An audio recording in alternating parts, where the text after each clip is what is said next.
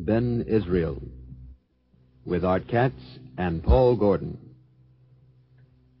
Shalom. Welcome again to Ben Israel. My name is Art Katz. And I'm Paul Gordon.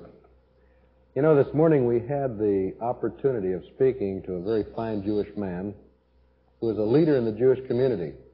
And of course, he looks upon Art and myself as being out of the mainstream of Judaism. In fact, he believes that our position that Jesus is Messiah is untenable in traditional Jewish belief. And we were discussing this morning a number of topics with him, and we got on the subject of revelation. Remember? And this presented some very lively discussion because he didn't believe that revelation, the supernatural transaction of God imparting information to his people subjectively, was a possibility today. How would you answer that, Art? You know, that's a tremendous question. You've heard me speak about this before, but I have a view of things which, to simplify matters, sees the spiritual issue as divided between the choice of two Judaisms. Yeah. The Judaisms of men and the Judaism of God. And the Judaisms of men have many things in common. They may employ a religious vocabulary, they may quote from the scriptures, but essentially they're nominal faiths, or faith essentially in name rather than in practice. Mm-hmm. There's no real cleaving or dependency upon God. There's no radical knowledge of Him in a life-transforming way. They're really ceremonial things and cultural things, and as in the case of our own Judaism, hallowed with age, rich with tradition, beautiful in its Hebrew liturgy and all that, but there are very fundamental differences between those Judaisms and the Judaism of God. And one of the most fundamental and indeed key differences is the question by which we perceive even the knowledge and the reality and come to an understanding of God, let alone that we should be able to walk with Him. And the question this morning raised two alternatives. One, which our very cordial host expressed, was that by Talmudic study, by the exercise of human intellect, does one come to the knowledge of God. Our own point of view in opposition to that is the knowledge of God by revelation. This is supernatural, which is another thing which differentiates the Messianic biblical Judaism with which we believe with the Judaisms which other men observe. And that is the belief in a supernatural God, a God of power who can reveal to the hearts of men by His Spirit an understanding which transcends and goes beyond mere mind alone. And we don't want to suggest by that God has called us to be numbskulls or non-compos mentis, or to be devoid of intellect or cerebration. Quite the contrary. There's a role and a very significant place for the active human mind, but it does not establish the contact or the initial relationship with God, which is done by the Spirit. It does not obtain that knowledge of God by which the relationship is undertaken. And I think that Paul speaks so beautifully on this point in the book of 1 Corinthians in the 2nd chapter. And I'm so grateful to God that it's Paul who speaks of it above other men, because I don't believe that there was an intellectual of greater renown or acuity of mind than Paul himself. Sharp. In the Jewish community. Yes. Right. And one who has come deeply out of that tradition that celebrates human intellect and scholarship and was the prized student of the Rabbi Gamaliel. But when God revealed Himself supernaturally on the road to Damascus, when he was smitten, when in a blinding flash of light, a voice spoke out to him powerfully, "Saul, Saul, why for persecutest thou me?" And so I can imagine, who is this who speaks? Stunned. He had never had such experience as this. This is Jesus of Nazareth. You know, before you read there, something just came to mind. This was no wild-eyed fanatic, this Paul of Tarsus. This was a very intellectual, scholarly, respected man, wasn't he? I've heard him described as a wild-eyed fanatic who is running around trying to steal Jews from their particular belief and enter them into something alien. He's not that at all. This is really rich, Paul, because it's the same man who has given us at least half the New Testament, which is really the basic body of document that we do study to show ourselves approved of God, workmen needing not to be ashamed. Yeah. And yet he is the one who has spoken most exactingly about the role of revelation.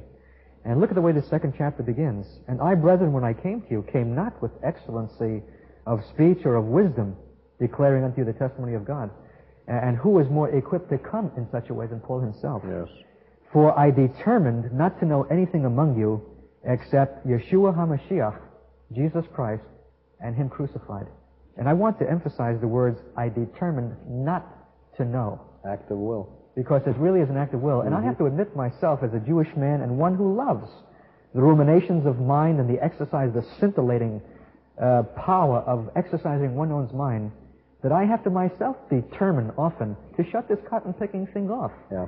And I just want to ask our viewers today, have you experienced the difficulty that we've experienced, especially in the early years as a believer, where time against time, my mind has been an obstacle in my knowledge of God. It has opposed the revelations of God, and I've brought to the Scriptures the academic habits of interpretation, which were many years in the shaping, and it got me nowhere. Oh, I spun many lofty, esoteric things, but my spiritual life advanced to nothing. But the day came when I resolved just to take God at His word and see what would happen, and do it. And from that point on, I began to grow in God. I think that there's something required of us if we're to enjoy the revelations of God by His Spirit, and that is to determine not to know. Not to allow the intrusion of our mind to usurp, and to seek to give understanding where only God can give it by His Spirit. And I was with you in weakness and in fear and much trembling, that your faith, in the 5th verse, should not stand in the wisdom of men, but in the power of God. That's a potent statement. Tremendous. Because if we try to reveal God to men by the exercise of intellect, it's not going to stand. Right. But the revelation which comes by the power of God alone can stand every onslaught that shall come against it. However, we speak wisdom among them that are perfect, yet not the wisdom of this world, nor the princes of this world that comes to nothing. But we speak the wisdom of God in a mystery, even the hidden wisdom which was ordained by God before the world unto our glory. The hidden wisdom of God, which none of the princes of the world know, and I tell you people, which none of the princes of this world now know either. None of those who exalt intellect and who receive the honors and plaudits of the world, and who have established these things above the things which are of God, have yet to understand His mysteries. For many, this is yet a closed book, and an enigma, and a paradox, which none of the princes of this world knew, for had they known it, they would not have crucified the Lord of glory. But as it is written, eye hath not seen nor ear heard, neither have entered into the heart of man the things which God hath prepared for them that love Him. But God hath revealed them unto us by His Spirit, for the Spirit searcheth all things, yea, the deep things of God. But God hath revealed. People, our Judaism is a Judaism which has a complete and total trust in a God who has made unto us wisdom, knowledge, sanctification, redemption, power. The Scripture says that of Jesus, that in Him was all the fullness of the Godhead bodily, that we are complete in Him, and that He's made also unto us the revelation of the knowledge of God. He revealed the Father, as we spoke in a previous telecast. For God hath revealed them unto us by His Spirit. And there's no other way for such knowledge to be made available unto men. Now, Paul, is this a New Testament doctrine? Is this a new wrinkle? Is this a novel alteration of God's way that has taken men by surprise, and especially our Jewish kinsmen, who lean more to the older way, to the Talmudic way, to the way of scholarship? Or is this the way that God has ever and always chosen for His revelation? You know, it's interesting, that question, because this particular way right here is returning us to the original pattern. Now, on what basis do you make such a statement as that? I think we can go right back to the book of beginnings, Genesis, and we can look at the account of a Jewish man by the name of Joseph and some of the problems that he went through when his brothers, who were jealous of the love that Jacob shone on to Joseph, sold him into slavery. He was taken down into Egypt. And I would say some very remarkable things happened. You know, I think we have to pause here, and maybe we'll spend more time on this in a future telecast. Yeah. Joseph is a remarkable story. Oh, yeah. And what an enormous symbolic suggestion of another brother who was despised of his brethren, a dreamer whose words the brothers would not receive, who was the envy of him because he was beloved especially of the Father, and he had a special coat, and was cast into a pit and sent forth, in a sense, rejected to die, but who by his great faithfulness in submitting to this treatment, and yet loving his brethren, was able in a day when great famine came to succor them and to provide for them that they might survive and have plenty. It's a wonderful story. But I think in the 39th chapter of Genesis, God gives us a rich representation of the things which we're suggesting is really a fundamental aspect of his original and true Judaism. And I think the first line of that first verse in the 39th chapter is a key line. And Joseph was brought down to Egypt. Right. People, there's a bringing down before there's a lifting up. There's a God who will exalt those that are abased and looks with anger upon those that exalt themselves. He says he'll humble the proud, won't he? That's right. He'll knock the proud right down to their knees. And I think we should mention this, Paul. And he'll exalt the humble. This is what I'm talking about. What is a requirement from God, a condition by which alone his revelations can be tendered to men? I think God's interested in us opening our hearts to him completely and to be willing to give up the lordship of our own lives. Remember what we said to this man with whom we had this conversation today, precious, well-meaning and sincere fellow, Yes. but so highly placed in the Jewish community, in so prestigious a place, that I said to him, if what we're representing to you is true, would you receive it? In other words, would you show forth a heart to God? Would you cry unto him and say, Lord, Yes. I am willing to receive the truth and pay what cost shall be required of me, if you but make it known. And I tell you that except that God first sees a heart like that, he shall not reveal his truth. That really is an important question, because he, like many others, really are forced to count the cost. Right. And it's not an easy thing to take a revelation that might mean everything that you've worked for, everything that you've stood for, everything that you've believed in, and all of the prestigious looks, covetous looks others give you because of your high placing in the community might all go down the drain because of this revelation. Look at the misunderstanding we ourselves suffer, but we're not whining about it, and we're prepared to pay such a price and more, and we know that it shall be required of us. But there is a trembling, there is a fearful price. The revelations of God are not cheap. They require commitment, and they require the obeying and the doing of them. Right. And God says, to this man I shall look in Isaiah. He is of a contrite and broken spirit, who trembles at my word. We've got to be abased before God will exalt us. We've got to come to a place of true humility and humbling. What happened to Job also? Job was a self-righteous man, and God dealt with him completely through the particular book of Job until he finally came to that place where he caught a vision of the holiness of God, and he said, I abhor myself, and I repent in sackcloth and ashes. It seems to be the classic pattern of God dealing with men, as my own book accounts. That when I came to a place of brokenness and contrition, a place in the sense of repentance for the failure of my life and my stupid and grandiose notions of saving the world when I was incapable of saving myself, that then in that trembling I was in a position to hear the still small voice of God. Joseph was brought down to Egypt, and then God brought him up. And we read in the second verse, the Lord was with Joseph, and he was a prosperous man in the house of the master, the Egyptian. When the master saw that the Lord was with him, that the Lord made all that he did to prosper in his hand.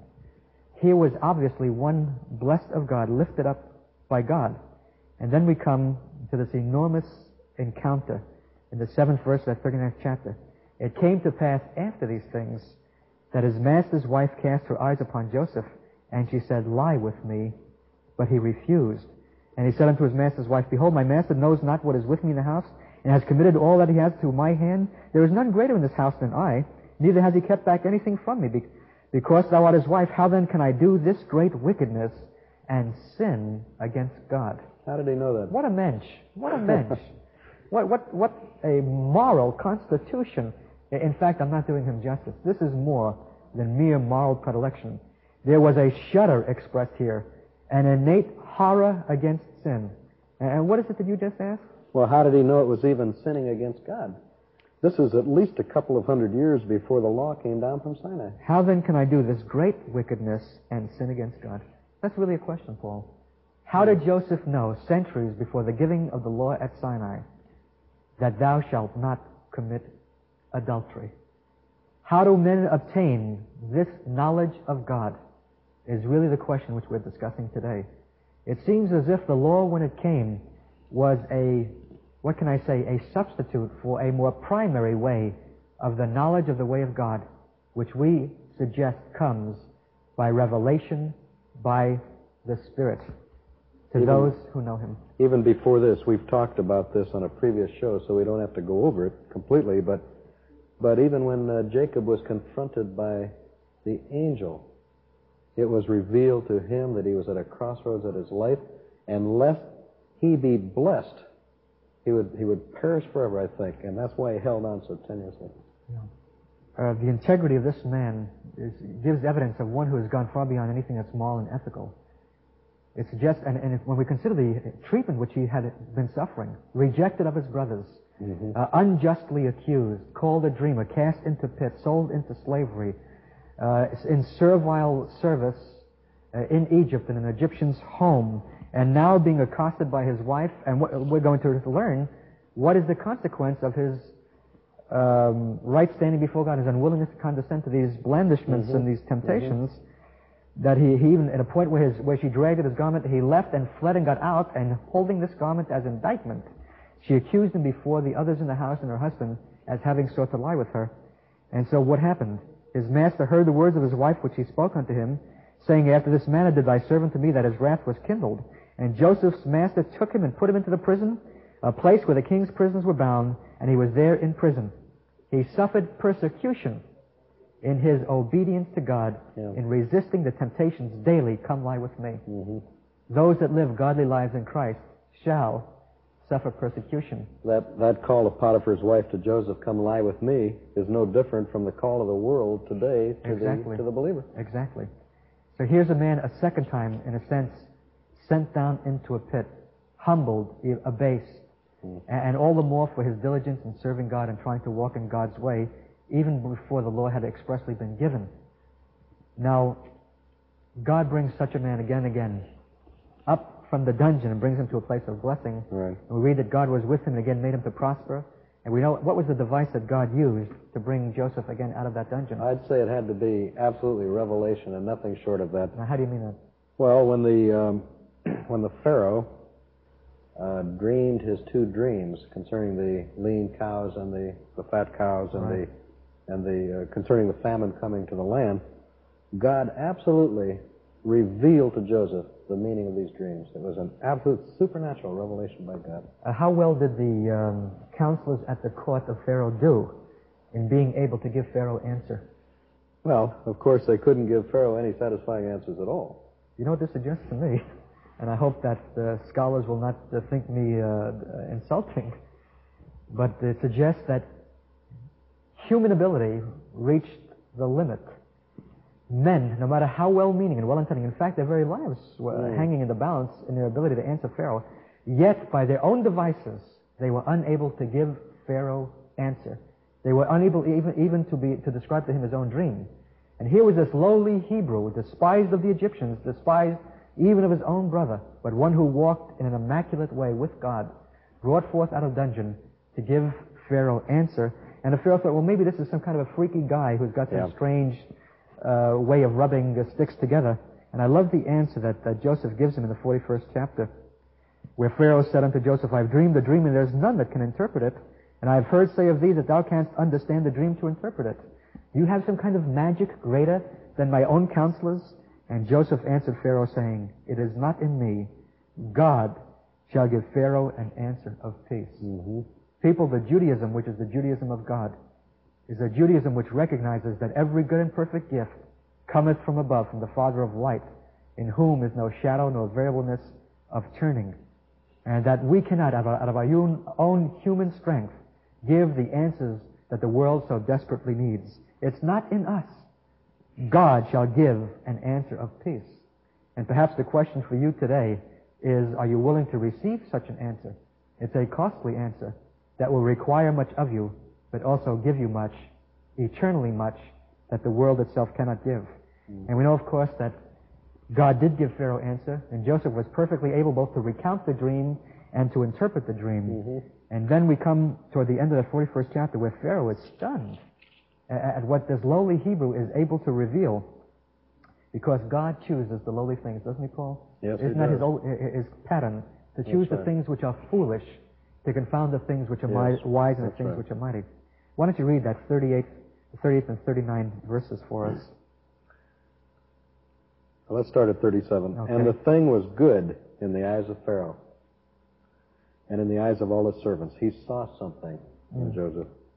And Pharaoh said unto his servants, Can we find such a one as this, in whom the Spirit of God is?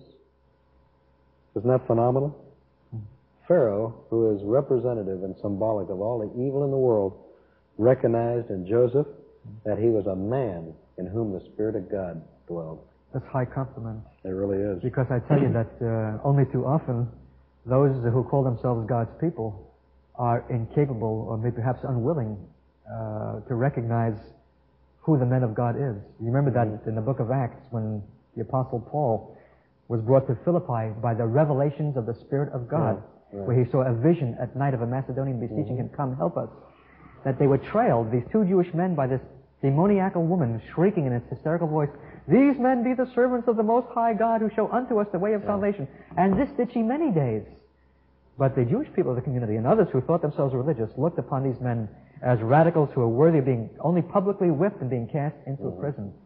I tell you people, there's pause for thought that when a demoniacal woman can recognize who the servants of God are, and when a Pharaoh, who is the very symbol and the type of Satan himself, must recognize that in this lowly Hebrew, such high compliment as this, can we find such a one as this, a man in whom the Spirit of God is? Oh, yeah. People, that was not just a rhetorical flourish, but a description of a real relationship with God by the Spirit, of a Spirit that dwelled in Joseph, in this one cast into the prison, that enabled him to give answer to Pharaoh. Can the pharaohs of this world say that to you today? Can they say to you, and I don't know who you are who are watching us today, you may well be a minister of a church. You may play the organ. You may be a Sunday school teacher.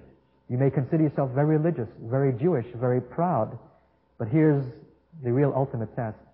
Can the world look at you and say, can we find such a one as this, in whom the Spirit of God is? And Pharaoh said unto Joseph, For as much as God hath showed these things, showed thee all this, there is none so discreet and wise as thou art. Oh, those words just warm the cockles of my heart. And people, it's not because we covet being wise, or we covet the admiration of men, or the plaudits of men, or the awards of men. But I would just ask, has there ever been a generation, Paul, when men have more desperately needed the counsel and the wisdom of a living God? I don't think so. I think that we're seeing things in this day and age today that we never dreamed would have been possible even 20, 25 years ago. What kinds of things? A world in absolute rebellion, children corrupting the world, parents in absolute rebellion against each other, drugs running rampant, every filthy type of thought Satanism, and practice, witchcraft, the occult pornography, violence. you name it, it's here.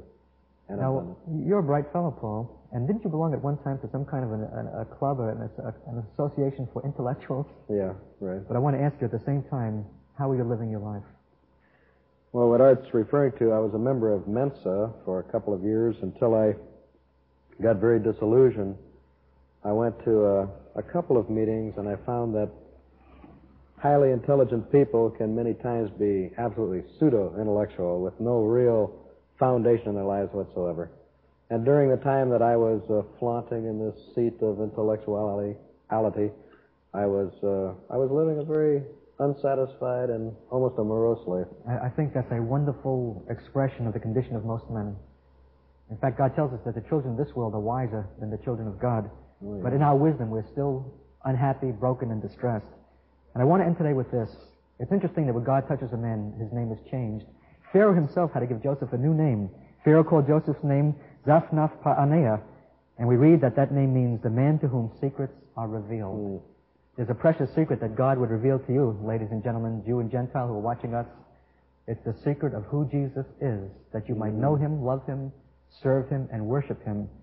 Come to that revelation which is the foundation of all truth and knowledge, and that wisdom alone by which a life may be truly lived. We pray that you'll show God a heart that is willing to receive it, and that He'll give you, even this day, a revelation by His Spirit that will be unto life eternal.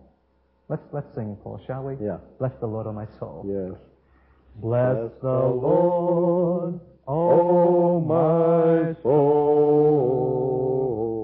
Bless the Lord, O my soul.